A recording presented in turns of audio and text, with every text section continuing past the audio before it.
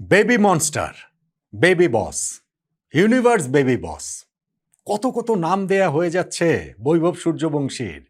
আজকের দিনের জন্য সবচেয়ে প্রযুক্ত সম্ভবত ইউনিভার্স বেবি বস।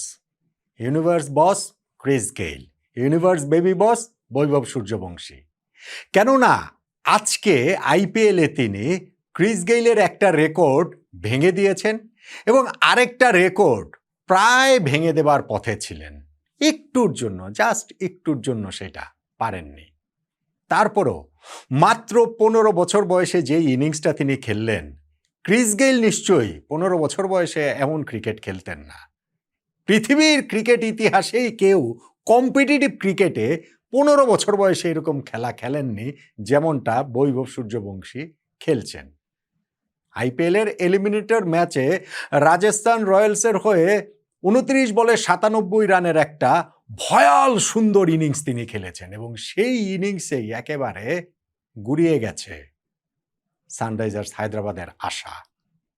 এলিমিনেটর ম্যাচ যেই দল হারবে সেই দলেরই আইপিএল থেকে বিদায় ঘন্টা বেজে যাবে এবং সেই ম্যাচটাতে রাজস্থান রয়্যালস 47 রানে হারিয়ে দিল এই সানরাইজার্স হায়দ্রাবাদকে।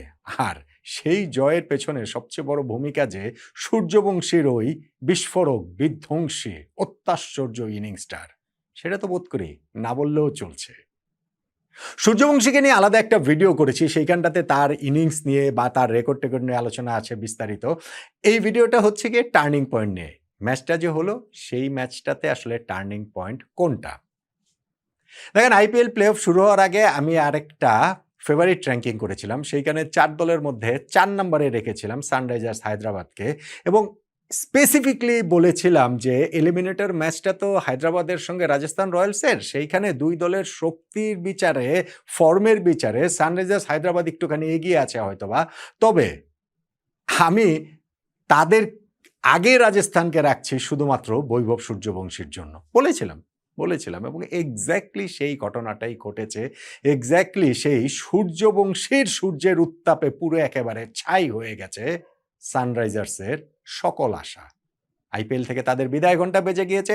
এলিমিনেটর ম্যাচ জিতে টুর্নামেন্টে টিকে রইল সূর্যবংশী রাজস্থান। এখন তারা সেকেন্ড কোয়ালিফায়ারে খেলবে প্রথম কোয়ালিফায়ারের পরাজিত দল গুজরাট টাইটান্সের বিপক্ষে। গুজরাট এবং রাজস্থানের ম্যাচের বিজয়ী ফাইনাল খেলবে রয়্যাল চ্যালেঞ্জার্স বেঙ্গালুরুর বিপক্ষে। যাক, সেগুলো তো পরের ব্যাপার। আজকে যে ম্যাচটা হলো সেই ম্যাচটার টার্নিং পয়েন্ট নিয়ে আলোচনাটা করছিলাম। দেখেন, প্লে অফের প্রথম ম্যাচটার সঙ্গে কিন্তু দ্বিতীয় ম্যাচটার অনেক মিল রয়েছে। সেই ফার্স্ট ম্যাচটাতেও গুজরাট টাইটান্স নিজেরা আগে টসে জিতে ব্যাটিংয়ে আমন্ত্রণ জানিয়েছিল রয়্যাল চ্যালেঞ্জার্স বেঙ্গালুরুকে। তারা 250 উপরে রান তুলে ফেলেছে, 254 রান তুলে ফেলেছে। যেই রান তারা করাটা তাদের এই গুজরাটের পক্ষে আর সম্ভব হয়নি। এই এলিমিনেটর ম্যাচটাতেও টসে কিন্তু জিতেছিল সানরাইজার্স হায়দ্রাবাদ এবং তারাও প্রতিপক্ষকে ব্যাটিংয়ে আমন্ত্রণ জানায় এবং সেইখানটাতেও 250-র কাছাকাছি 243 রান রাজস্থান রয়্যালস করেছে, যেই রানটা আসলে তারা অন্ততপক্ষে 25-30টা রান কম করেছে। অবশ্যই 270+ এই ম্যাচে হওয়া উচিত ছিল রাজস্থান রয়্যালসের সূর্যবংশীর অমন ইনিংসের পর। হয় নাই, কিন্তু যেই রান হয়েছে 243, সেইটাই তাদের জয়ের জন্য যথেষ্ট হয়েছে। এবং ওই প্রথম ম্যাচটা প্লে অফের ফার্স্ট কোয়ালিফায়ারের সঙ্গে আরও মিলটা দেখেন যে বিশাল রান তারা করার ক্ষেত্রে পাওয়ার প্লের মধ্যেই হুড়মুড়িয়ে ভেঙে গেছে ব্যাটিং এবং তারপর ওইখান থেকে আর জয়ের সম্ভাবনা তাদের কখনোই ছিল না। আগের দিন যেমন ওই গুজরাট টাইটান্সের 51 রানে 5 উইকেট পড়ে গিয়েছিল, 255 রান তারা করতে নেমে, এবং আজকের এই ম্যাচটাতেও এলিমিনেটরে 244 রান তারা করতে নেমে সানরাইজার্স হায়দ্রাবাদের পাওয়ার প্লেতে 57 রানে 4 উইকেট পড়ে যায়। এরপরে আর ম্যাচে তারা কিভাবে থাকে এবং সেই 4 উইকেটের মধ্যে 3টা তুলে নিয়েছেন জফরা আর্চার এবং সেই 3টা উইকেটও কার। ইনিংসের একেবারে দ্বিতীয় বলেই অভিষেক শর্মা ডাউন দ্য লেগে তিনি হচ্ছে গিয়ে ক্যাচ দিয়ে কিপারের কাছে আউট হয়ে গেছেন। তারপরে ঈশান কিষান যিনি হচ্ছে গিয়ে 11 বলে 33 করেছিলেন তাকেও আউট করলেন জফরা এবং তারপরে হচ্ছে গিয়ে ট্রাভিস হেডকেও তিনি বোল্ড করে দিলেন। মাঝখানে হচ্ছে গিয়ে ওই যে বার্গার আরেকটা উইকেট নিয়েছেন, ফলে 57 রানে 4 উইকেট চলে যায় এই সানরাইজার্স হায়দ্রাবাদের 244 তাদের পক্ষে আর করা কোনোভাবেই সম্ভব না। তারপরেও অলৌকিক কিছু যদি হতে পারত, কেউ যদি করতে পারতেন, সেটা ছিলেন হাইনরিখ ক্লাসেন।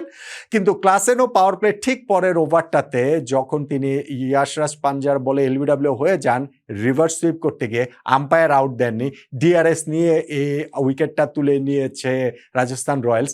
এরপরে সানরাইজার্স হায়দ্রাবাদের পরাজয়টা ছিল কেবলমাত্র সময়ের ব্যাপার।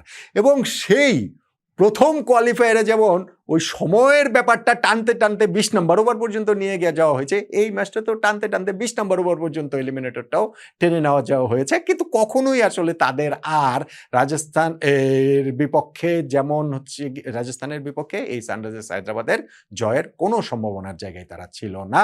ফাইনালে গিয়ে 196 রানে অল আউট হয়ে 47 রানে ম্যাচটা হেরে যায় সানরাইজার্স হায়দ্রাবাদ, আইপিএল থেকে তাদের বিদায় হয়ে যায়।